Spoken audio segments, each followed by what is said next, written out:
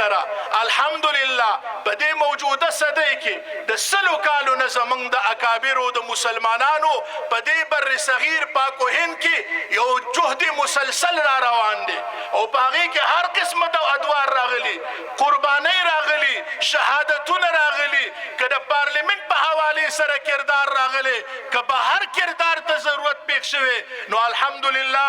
امت مسلمه او مسلمانانو په دې اواز باندې لبیک ویلی دی. خپلې وینې ورکړې په 1953 او 56 په تحریک ختم نبوت کې، او چې کله پارلیمنت ته په 1974 کې دا مسله راله، نو بیا زموږ او ستاسو اکابر او علما او زموږ او ستاسو مشرانو بیا په پارلیمنت کې په علمي انداز کې چې کوم دی دغه مقدمه دا د دغه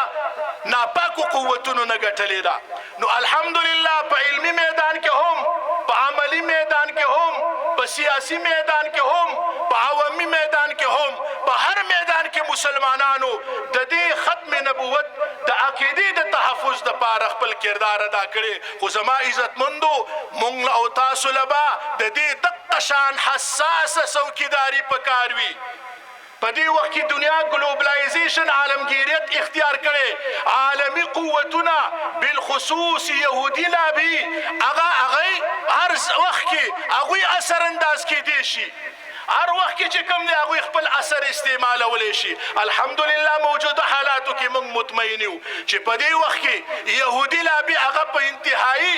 مشکل حالات سره ورځ په ورځ مخامخ کیږي، او انشاءالله زموږ او ستاسو د ملک او د پاکستان کردار او په دې خطه کې د علماو د هغه کردار په نتیجه کې هغوی ته په هر محاذ باندې ناکامي حاصله شوې ده. خو به هر حال په دې وخت کې چې کوم دنیای کفر ده چې د قادیانیت په شا باندې هغوی ولاړ دي، د دغې کردار مخې نیولو لپاره به مسلمانان څوکۍ کوي، حساس به اوسیږي، قرباني به کوي، علمي قرباني به هم کو، عملی قرباني به هم کو، په علمي او عقلي میدان کې به هم د هغوی مقابله کو او تعاقب به کو، او په عملی میدان کې به انشاءالله د هغوی مقابله کو، بیدار به اوسیږو.